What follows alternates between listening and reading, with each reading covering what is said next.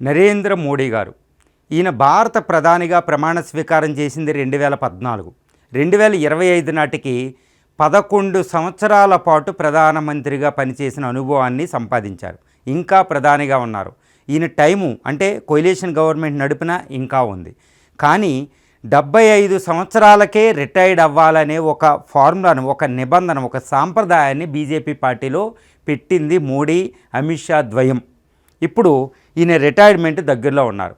కానీ ఈయన పదవిలోనే భారత పాకిస్తాన్ల యుద్ధంలో పాకిస్తాన్ మీద గెలిచి ఒక అత్యున్నతమైన పరాకాష్ట పీకెస్ట్ పొజిషన్లో ఉన్నారన్నమాట.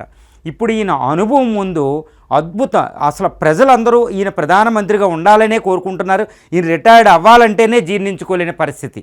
నేను అంతకుముందు పెట్టిన వీడియోలో ఈయన వారసుడు ఎవరంటే లేదు మోడీ గారే ఉండాలంటూ వందలాది మెసేజ్లు అండి. అంటే ఈయన క్రేజీ ఎలా ఉందో చూడండి.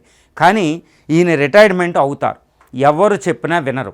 ఎప్పుడు అవుతారు అంటే అది ఆయన చేతుల్లో ఉంటుంది. చూడండి, సచిన్ టెండూల్కర్ గారు ఎప్పుడో రిటైర్డ్ అవ్వాలంటే బీసీసీఐ ఒకటే చెప్పేది. ఆయన ఎప్పుడు అవ్వాలనుకుంటే అప్పుడు, మేమేం మాట్లాడం. ఎందుకంటే ఆ స్థాయి అలాంటిది అనమాట. ఇప్పుడు మోడీ గారు కూడా ఎప్పుడు రిటైర్డ్ అవ్వాలంటే అప్పుడు. ఆర్ఎస్ఎస్ కానీ బీజేపీలో ఎవ్వరు ఏమనరు. కానీ మోడీ గారు చాలా హుందాగా ఉంటారు. ఆయనకి ఎప్పుడు రిటైర్డ్ అవ్వాలి, బీజేపీ ఎలా ఉండాలి, దేశం ఎలా ముందుకు నడిపించే ఇంకొక నాయకుడిని, ఒక అద్భుతమైన నాయకుడిని ఇవ్వకుండా ఒక యోధుడు ఎప్పుడు కూడా రిటైర్డ్ కారు. ఎప్పుడు రిటైర్డ్ అవ్వాలంటే ఆయన చేతిలో ఉంటుంది. కానీ ఈ మోడీ గారు రిటైర్మెంట్ అయ్యేలోపు ఆయనకి కొన్ని లక్ష్యాలు ఉన్నాయి. అవి ఒక అత్యున్నతమైన లక్ష్యాలు. ఇప్పటికీ ఆయన చాలా లక్ష్యాలు ఫుల్ఫిల్ చేసేసారు. బీజేపీ ఏంటి, ఆర్ఎస్ఎస్ ఏంటి అని. కానీ ఇప్పుడు ఈయన రిటైర్డ్ అయ్యేలోపు కొన్ని పంచ లక్ష్యాలని కొన్ని లక్ష్యంగా పెట్టుకున్నట్టు మనకు కనపడుతుంది.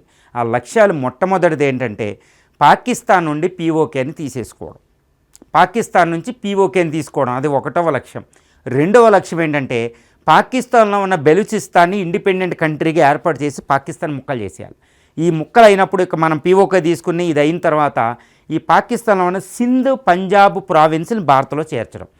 ఆ విధంగా జనగణమనలో పంజాబ్, సింధు, గుజరాత్, మరాఠా అంటాం, కానీ పంజాబ్, సింధు లేవు పూర్తిగా. ఈ సింధు పూర్తిగా లేదు, పంజాబ్ సగమే ఉంది మనకి. ఈ పంజాబ్, సింధుల్ని భారతదేశంలో జాయిన్ చేయడం, అది రెండవ లక్ష్యం. ఇక మూడవ లక్ష్యం ఏంటంటే యూనిఫామ్ సివిల్ కోడ్, అంటే ఉమ్మడి పౌరసత్వం, రాజ్యాంగంలోని 44వ నిబంధనని అమలుపరచడం. యూనిఫామ్ సివిల్ కోడ్ ఆయన లక్ష్యం. ఆర్ఎస్ఎస్ చెప్పిన 3 లక్ష్యాల్లో మీకు తెలుసు.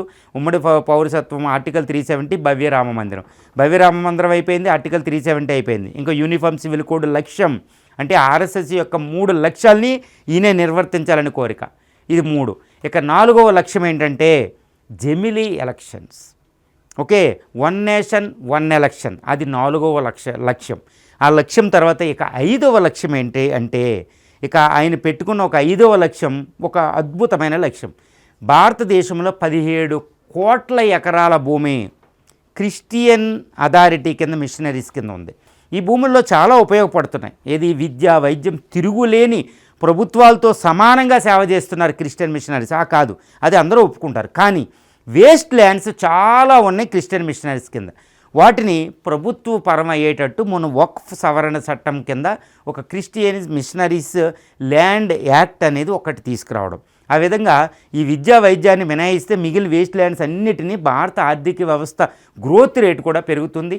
పేదలకు భూములు వస్తాయి, వ్యవసాయ ఉత్పత్తి పెరుగుతుంది, ఆహార ధాన్యాల ఉత్పత్తి పెరుగుతుంది. ఈ విధంగా 5వ లక్ష్యం ఉంది. ఈ విధమైన పంచలక్ష్యాలు పెట్టుకుని మోడీ గారు ఇప్పుడు పనిచేస్తున్నారు. చాలా తీవ్రంగా పనిచేస్తున్నారు. ఈయన అనుభవం ముందు ఈ లక్ష్యాలు నిర్వర్తించడం ఎక్కువ టైం కూడా పట్టదు. అందువల్ల అక్కడ ఎస్ జయశంకర్ గారు నుంచి, అజిత్ దోవల్ గారి నుంచి, ఇక్కడ అమిత్ షా నుంచి ఒక అద్భుతమైన ఒక సైనిక దళంలాగా పనిచేసే దళం ఆయన ఏర్పాటు చేసుకున్నారు. ఒక అద్భుతమైన అంతర్జాతీయ ప్రాముఖ్యత ఉంది. ఇప్పటికీ టాప్ 10 ఫోర్బ్స్ లిస్టులో ఏంటి, చాట్ జీపీటీ అయితే ప్రపంచ శక్తివంతమైన నాయకుడిగా చాట్ జీపీటీ కూడా ప్రైమ్ మినిస్టర్ మోడీని గుర్తించడం జరిగింది. దీన్ని బట్టి ఎలా ఉంటుందో తెలుస్తుంది. భారతదేశం అత్యంత వేగంగా అభివృద్ధి చెందే ఆర్థిక వ్యవస్థ కూడా.